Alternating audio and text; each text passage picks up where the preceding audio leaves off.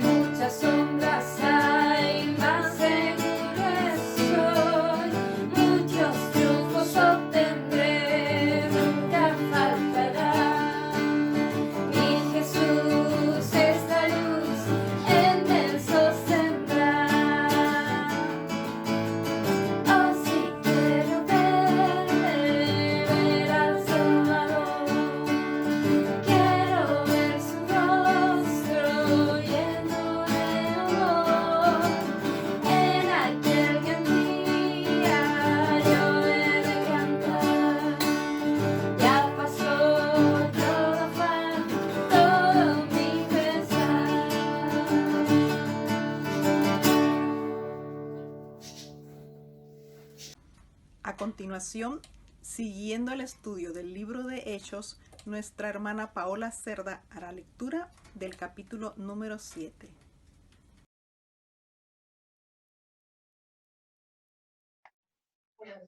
Hechos capítulo 7. El sumo sacerdote dijo entonces: ¿es esto así? Y él dijo: varones, hermanos y padres, oíd. El Dios de la gloria apareció a nuestro padre Abraham, estando en Mesopotamia, antes que morase en Harán, y le dijo: sal de tu tierra y de tu parentela, y ven a la tierra que yo te mostraré. Entonces salió de la tierra de los caldeos y habitó en Harán, y de allí, muerto su padre, Dios le trasladó a esta tierra, en la cual vosotros habitáis ahora, y no le dio herencia en ella, ni aun para asentar un pie, pero le prometió que se la daría en posesión y a su descendencia después de él, cuando él aún no tenía hijo. Y le dijo Dios así: que su descendencia sería extranjera en tierra ajena, y que los reducirían a servidumbre y los maltratarían por 400 años. Mas yo juzgaré, dijo Dios, a la nación de la cual serán siervos, y después de esto saldrán y me servirán en este lugar. Y le dio el pacto de la circuncisión, y así Abraham engendró a Isaac, y le circuncidó al 8º día, e Isaac a Jacob, y Jacob a los 12 patriarcas. Los patriarcas, movidos por envidia, vendieron a José para Egipto, pero Dios estaba con él, y le libró de todas sus tribulaciones, y le dio gracia y sabiduría delante de Faraón, rey de Egipto, el cual lo puso por gobernador sobre Egipto y sobre toda su casa. Vino entonces hambre en toda la tierra de Egipto y de Canaán, y grande tribulación, y nuestros padres no hallaban alimentos. Cuando oyó Jacob que había trigo en Egipto, envió a nuestros padres la primera vez, y en la segunda José se dio a conocer a sus hermanos, y fue manifestado a Faraón el linaje de José. Y enviando José, hizo venir a su padre Jacob y a toda su parentela, en número de 75 personas. Así descendió Jacob a Egipto, donde murió él, y también nuestros padres, los cuales fueron trasladados a Siquem y puestos en el sepulcro que a precio de dinero compró Abraham de los hijos de Hamor en Siquem. Pero cuando se acercaba el tiempo de la promesa que Dios había jurado a Abraham, el pueblo creció y se multiplicó en Egipto, hasta que se levantó en Egipto otro rey que no conocía a José. Este rey, usando de astucia con nuestro pueblo, maltrató a nuestros padres a fin de que expusiesen a la muerte a sus niños para que no se propagasen. En aquel mismo tiempo nació Moisés y fue agradable a Dios, y fue criado 3 meses en casa de su padre. Pero siendo expuesto a la muerte, la hija de Faraón le recogió y le crió como a hijo suyo. Y fue enseñado Moisés en toda la sabiduría de los egipcios, y era poderoso en sus palabras y obras. Cuando hubo cumplido la edad de 40 años, le vino al corazón el visitar a sus hermanos, los hijos de Israel, y al ver a uno que era maltratado, lo defendió, e hiriendo al egipcio, vengó al oprimido. Pero él pensaba que sus hermanos comprendían que Dios les daría libertad por mano suya, mas ellos no lo habían entendido así. Y al día siguiente se presentó a unos de ellos que reñían y los ponía en paz, diciendo: varones, hermanos sois, ¿por qué os maltratáis el uno al otro? Entonces el que maltrataba a su prójimo le rechazó, diciendo: ¿quién te ha puesto por gobernante y juez sobre nosotros? ¿Quieres tú matarme como mataste ayer al egipcio? Al oír esta palabra, Moisés huyó y vivió como extranjero en tierra de Madián, donde engendró 2 hijos. Pasados 40 años, un ángel se le apareció en el desierto del monte Sinaí, en la llama de fuego de una zarza. Entonces Moisés, mirando, se maravilló de la visión, y acercándose para observar, vino a él la voz del Señor: yo soy el Dios de tus padres, el Dios de Abraham, el Dios de Isaac y el Dios de Jacob. Y Moisés, temblando, no se atrevía a mirar.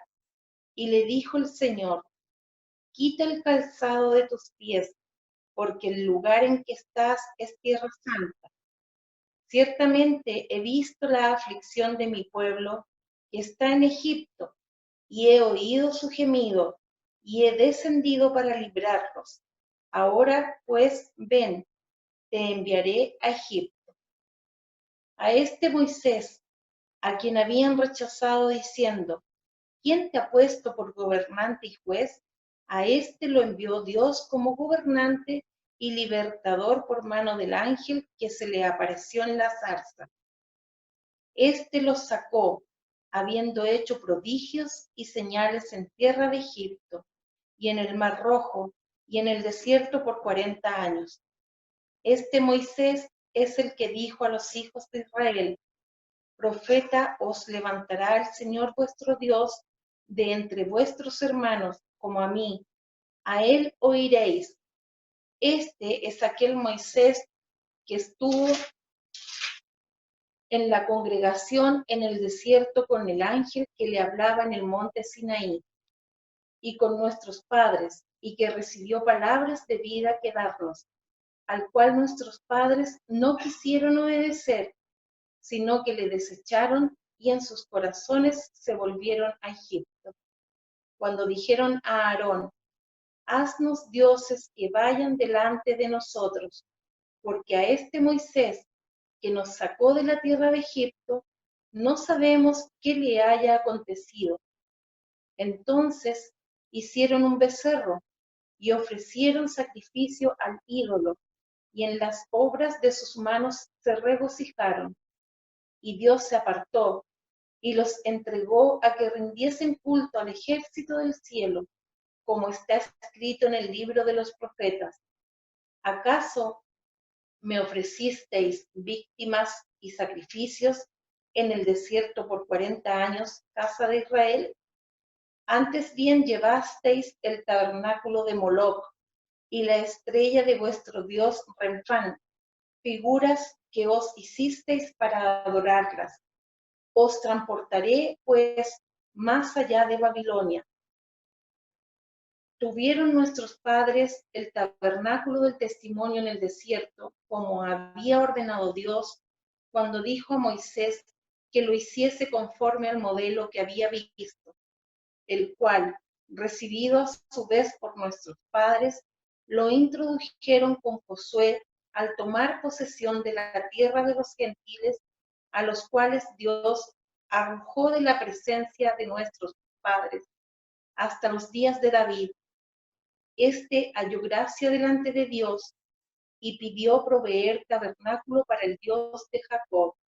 Mas Salomón le edificó casa.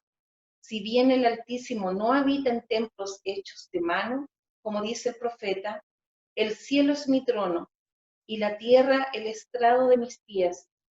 ¿Qué casa me edificaréis? Dice el Señor. ¿O cuál es el lugar de mi reposo? ¿No hizo mi mano todas estas cosas? Duros de cerviz e incircuncisos de corazón y de oídos.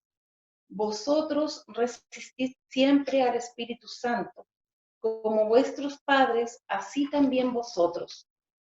¿A cuál de los profetas no persiguieron vuestros padres y mataron a los que anunciaron de antemano la venida del justo, de quien vosotros ahora habéis sido entregadores y matadores? Vosotros, que recibisteis la ley por disposición de ángeles y no la guardasteis.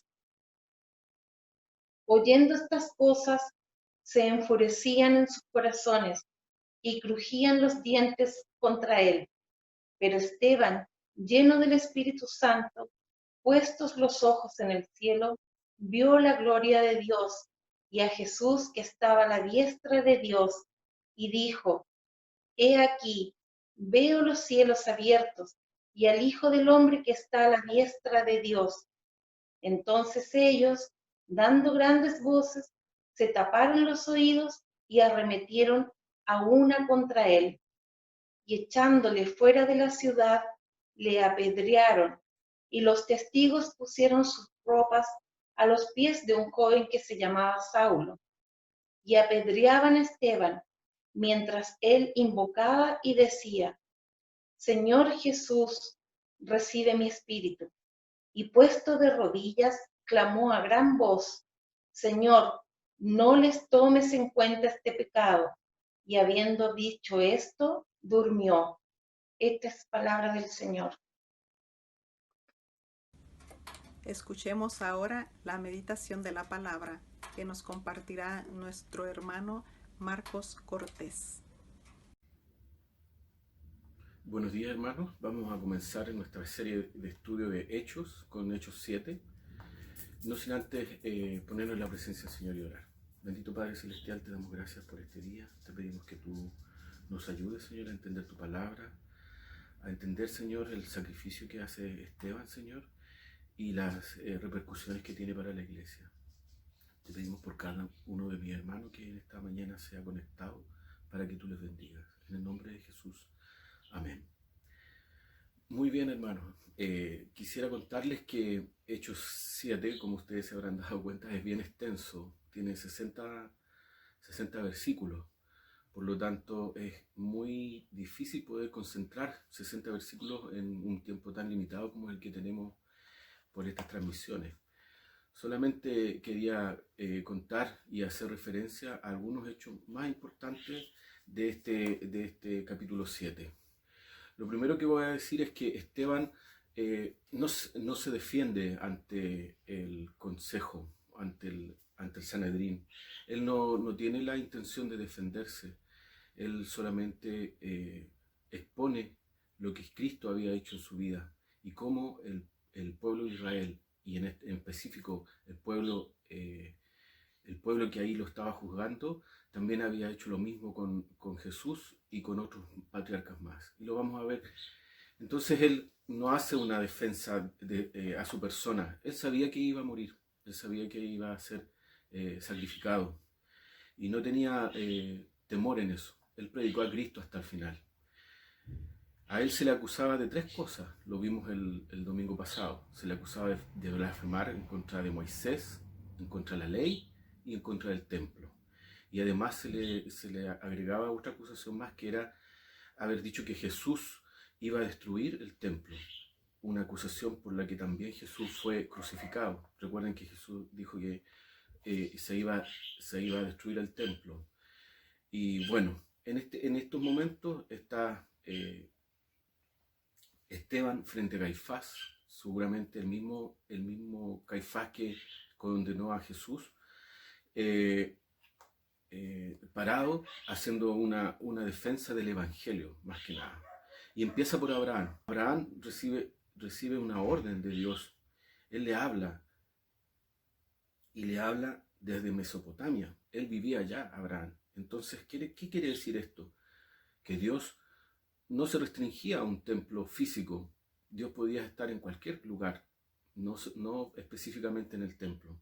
Por lo tanto, la acusación de que había blasfemado en contra del templo no era tal. El templo físico no existía. Esteban ya se había dado cuenta de ese gran cambio de paradigma.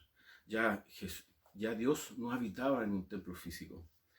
Y le ordena salir de su casa y le da una promesa de descendencia. Recuerden que Abraham no tenía hijos, y una promesa de una tierra prometida.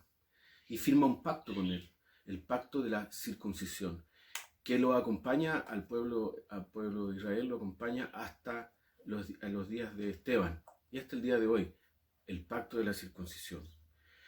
Luego, Esteban habla versículos más adelante, habla de José, quien es vendido por sus hermanos, es vendido por sus hermanos. Lo tiran a un pozo, lo dan por muerto, es encontrado y es vendido como esclavo a Egipto. Y ahí encuentra José gracia ante el rey y se transforma en un podríamos decirlo, en un ministro de economía de Egipto. Y su cargo dentro de Egipto hace que los hermanos de él puedan salvarse de una hambruna tremenda y de morir. Y habla de José y también de Moisés, que son símiles de Jesús, rechazados por el pueblo, reconocidos por Dios. Ese es el gran concepto que nosotros debemos guardar en esta mañana. Moisés, salvado de las aguas desde cuando era un bebé, igual que Jesús, es llevado a Egipto para salvarse del asesinato de los niños. También Moisés, usado por Dios, de una manera muy, muy tremenda.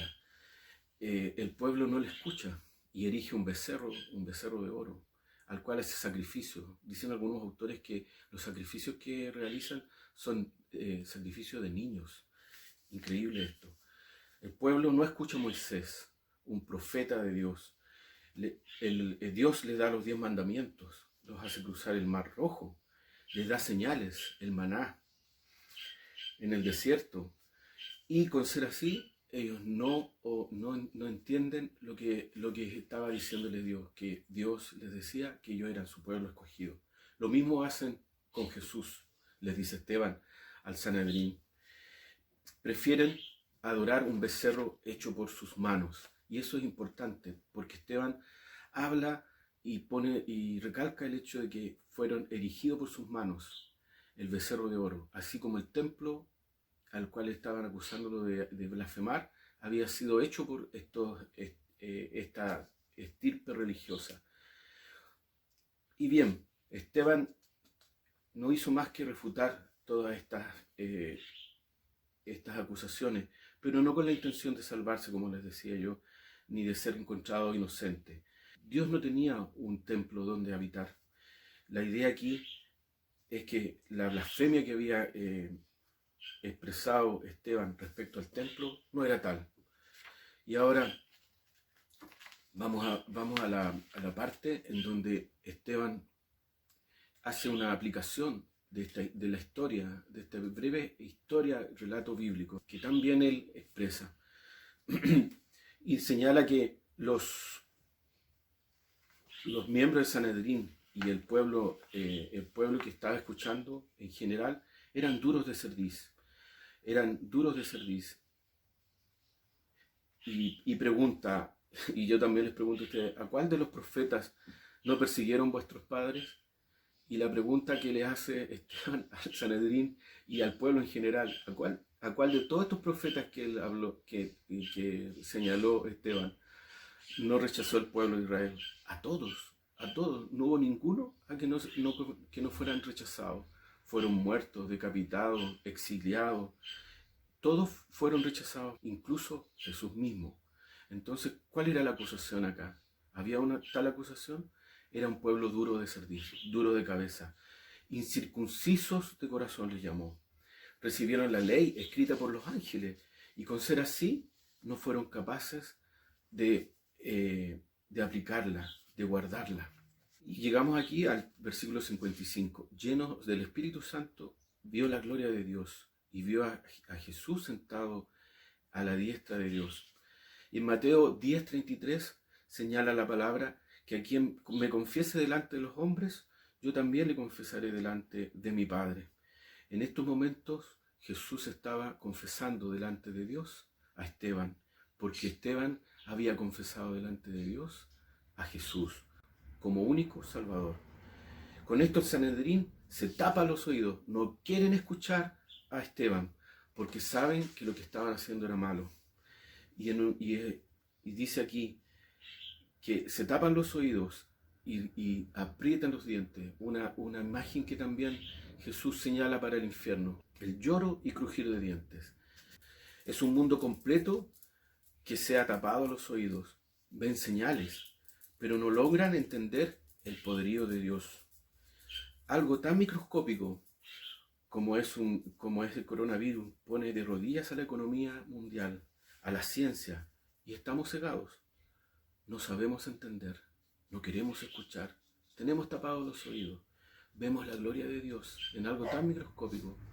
Tenemos la oportunidad de dejar el templo, como decía Esteban, dejar ese templo y ponernos al estrado del cielo y de la tierra, y no sabemos hacerlo. Y apedrean a Esteban. Y aquí tenemos que explicar el proceso de apedreamiento. El proceso no es llegar y apedrearlo. El Sanedrín estaba tan ofuscado, el pueblo estaba tan ofuscado con Esteban, que se saltan la ley romana, porque la ley romana indicaba que una persona que iba a ser condenada a muerte debía ser crucificada, como lo fue Jesús. Y no, ellos lo hacen según la ley judía, y lo sacan del pueblo, lo encaminan a un lugar en donde es apedreado. 14 14 codos o varios metros antes de morir, lo desnudan, lo empujan, lo hacen arrepentirse. Esteban yo creo que seguía glorificando a Dios. Luego lo lanzan a una altura de más o menos 3 o 4 metros al lugar donde iba a ser apedreado.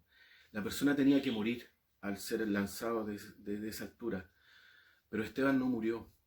Y dice la ley judía que la persona que iba a ser lapidada debía ser puesta boca arriba y ver si estaba muerta. Y le lanzaban una piedra para que muriera nuevamente, para que muriera.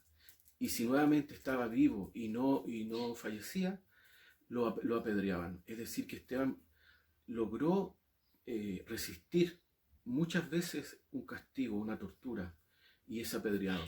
Y dice que sus vestimentas fueron entregadas a un joven que se llamaba Saulo, que luego nosotros vamos a conocer como Pablo. Y aquí dice que él pide perdón. No pide perdón para sí, no dice perdona mis pecados. Él pide perdón por los pecados del pueblo, por sus asesinos. Perdónales, no les tomes en cuenta este pecado, dice. Algunos teólogos piensan que si Esteban hubiera orado en ese momento, nosotros nunca hubiéramos conocido a Pablo. Él oró por los pecados en ese momento, por ese pecado, y oró por las personas que estaban ahí. Entre ellas estaba Pablo. Y la respuesta de la oración de Esteban fue la vida de Pablo. Y yo quisiera hoy día brevemente darle aplicación a esta palabra. Y creo que lo más justo que podemos decir de la vida de Esteban es que Dios no nos llamó a vivir una vida religiosa como cristianos.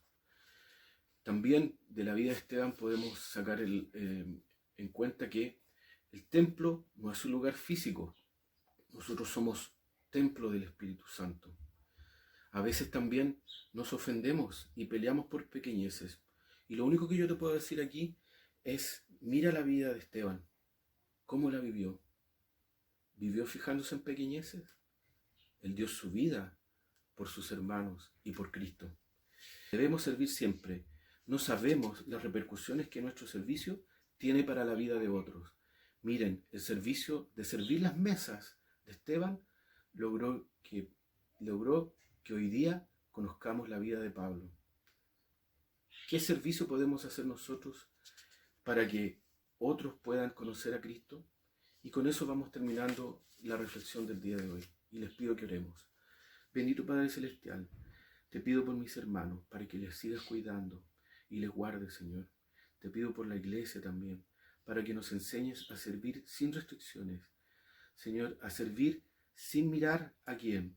Y a servir, Señor, sin egoísmos, en forma interesada, Señor. Te damos gracias, Señor, por mis hermanos que hoy día están escuchando esta predicación. Te damos gracias, Señor, por la iglesia, porque no es un templo, somos nosotros, Señor. En el nombre de Cristo Jesús. Amén.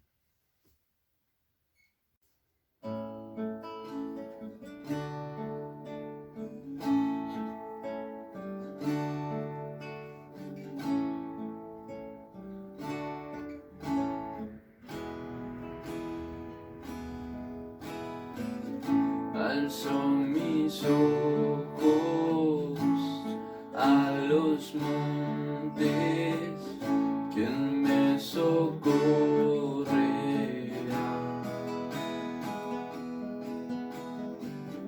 Mi ayuda eres tú, creador del cielo y de la tierra.